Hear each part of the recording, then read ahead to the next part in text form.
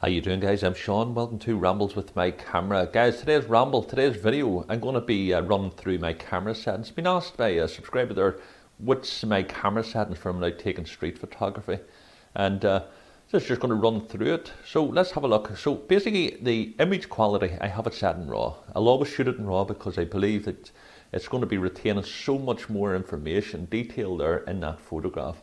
When you're shooting digital, you're wanting to get as much detail retained as possible. It can also work wonders whenever, say for toxic, like you can imagine if you're shooting in JPEG, you know, the camera is already compressing that image. You know what I mean? So it's already reducing the image quality right away when you take that first photograph. And it depends on the detail that you're looking, obviously you're going to want the best out of it. So if you're shooting in RAW, and let's say for toxic, you slightly underexpose or overexpose, although you can tweak it a wee bit in JPEG, when you have the RAW, it just retains so much more detail, so it can rescue you if you happen to make a mistake. But more important, if you don't make a mistake and you have that photograph, you're still going to get so much more detail in the image, and that's what it's all about. So I would be shooting it in RAW.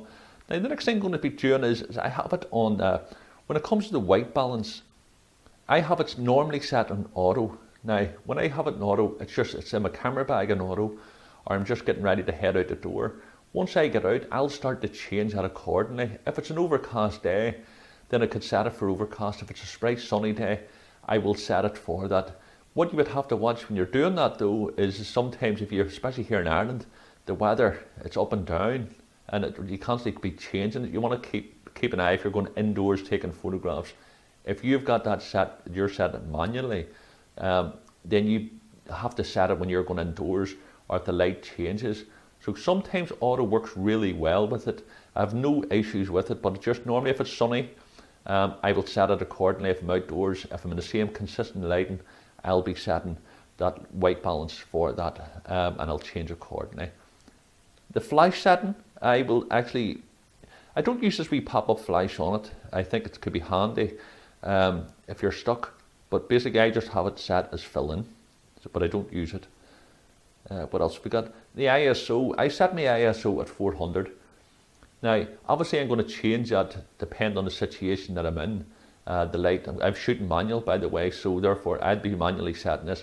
I should have said that at the start by the way, but the ISO I would set it at 400 and I would change accordingly, but that's usually my baseline. It comes from my old film days. I always used to shoot, well not always, majority of the time shot the old HP5 Plus and my favourite Ilford, and I just keep it at 400, but I will change that accordingly. Now the focus mode, I have that set on AFS, and that's a single servo.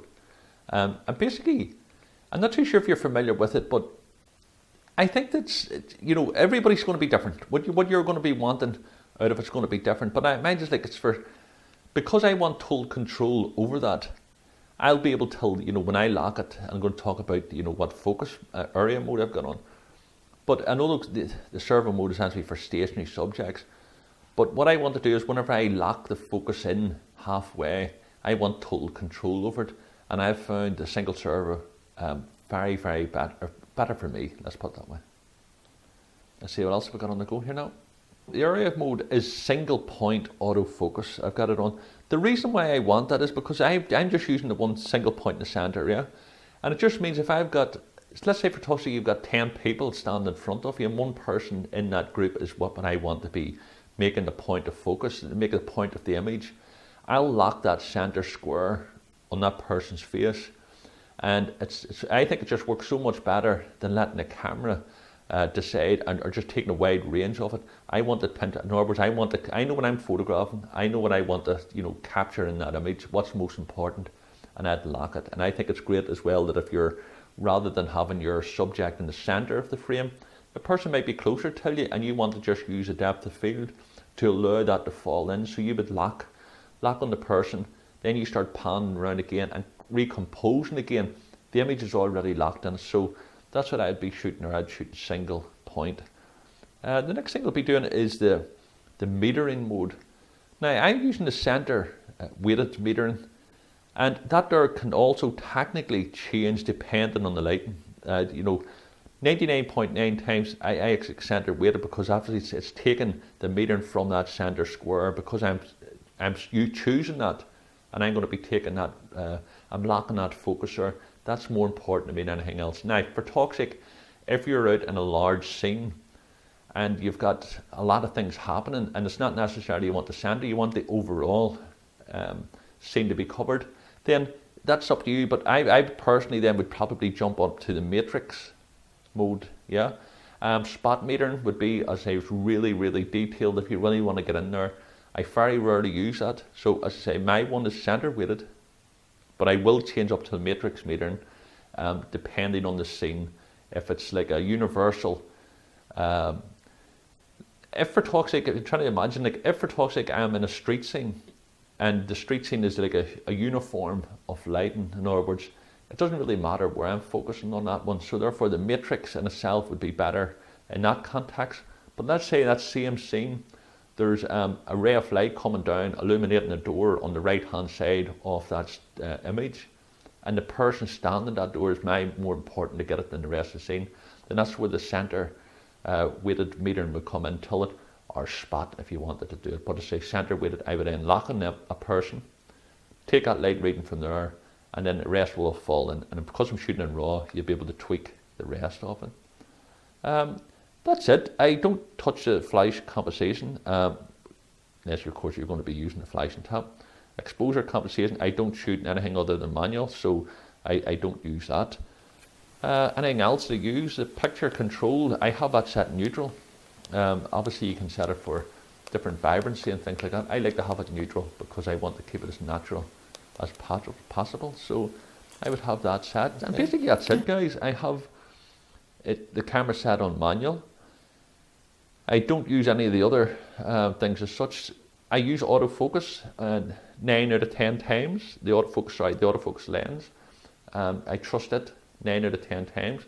But if for toxic it's tricky, I would switch it over to manual and I'd shoot it that way. But guys, that's my settings of the camera. Everybody's going to be different. Everybody has different preferences, and of course you can go on into the menu settings and things like that. But I think that could be another video rather than keeping you back any longer. So basically, image quality is shooting RAW. The white balance, I'll automatically have it set in auto, but I will change it depending on the day and as soon as I get out and about. If it's looking as if it's strong sunlight, I'll switch it straight over. If I go indoors, I will change it also, but auto is okay. The flash setting, I just keep it as full flash, ISO 400, and I will change it, drop it down or raise it up. No difference. Focus mode, AFS, single servo, autofocus. I've got the autofocus area mode in single point autofocus. My metering is center weighted metering, but I will up to matrix at times depending on the scene. But I say it would be normally 99% of the time be center weighted metering, and the picture control is in neutral. So guys, there you go. That's that video over. That's my details. Any questions or you want me to clarify anything, please just drop me a message down below. I do also like to find out what a photographer's shooting and the way they shoot, because that's the way we all learn. May not work for you, works for them, and you maybe can get some sort of ideas on it. So guys, thanks very much for watching. If you haven't already done so, please do subscribe. You can check me out on Twitter and on Facebook, and also rambleswithmycamera.com, and you can check out my Flickr page. All the links are below. Guys, send you love from Ireland, and thanks again for watching.